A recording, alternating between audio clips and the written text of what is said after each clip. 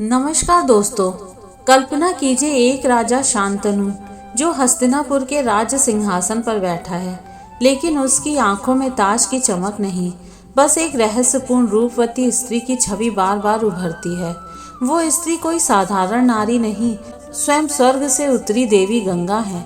लेकिन क्या आपने कभी सोचा है उस विवाह का अंजाम क्या हुआ? क्यों देवी गंगा ने अपने ही पुत्रों को जन्म देते ही नदी में बहा दिया? क्या था वो भयावह रहस्य जिसे जानने की अनुमति तक राजा शांतनु को नहीं थी? ज्येष्ठ मास की दशमी, जब माँ गंगा पृथ्वी पर अवतरित हुई, उसी दिन से जुड़ी है महाभारत की ये रहस्यमयी कथा। एक प्रेम, एक शाप और एक वचन की कहानी। आज के इस वीडियो में जानिए क्यों देवी गंगा बनी शांतनु की पत्नी और फिर क्यों बन गई अपने ही बच्चों की काल रूपी माँ। हस्तिनापुर के राजा शांतनु एक बार गंगा नदी के किनारे घूम रहे थे। वहां उन्होंने एक दिव्य स्त्री को देखा जो वास्तव में देवी गंगा थी। राजा शांतनु उनके सौंदर्य पर मोहित हो गए और उनसे विवाह करने की इच्छा जताई। गंगा ने शांतनु के विवाह प्रस्ताव को स्वीकार तो किया, लेकिन शर्त भी रखी। उन्होंने कहा कि उन्हें अपने अनुसार कार्य करने की पूरी स्वतंत्रता होनी चाहिए और शांतनु कभी उनके किसी कार्य पर कोई प्रश्न नहीं उठाएंगे या उन्हें रोकेंगे नहीं। जिस दिन शांतनु ने उनकी शर्त को तोड़ा, वह उसी क्षण उन्हें छोड़कर चली जाएंगी। राजा शांतनु ने देवी गंगा के प्रेम में उनकी यह कठिन शर्त भी स्वीकार कर ली और दोनों का विवाह हुआ।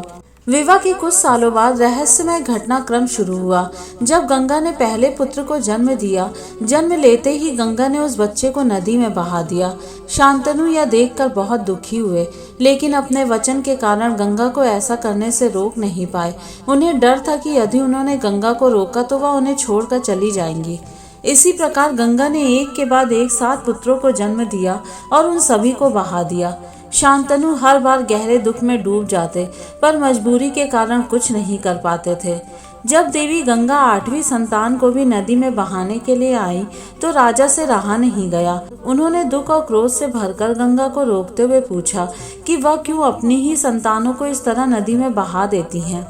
राजा शांतनु के प्रश्न पर देवी गंगा ने कहा, हे राजन, आज आपने अपनी संतान के मुंह में मेरी शर्त तोड़ दी है। अब मैं आपके साथ नहीं रह सकती।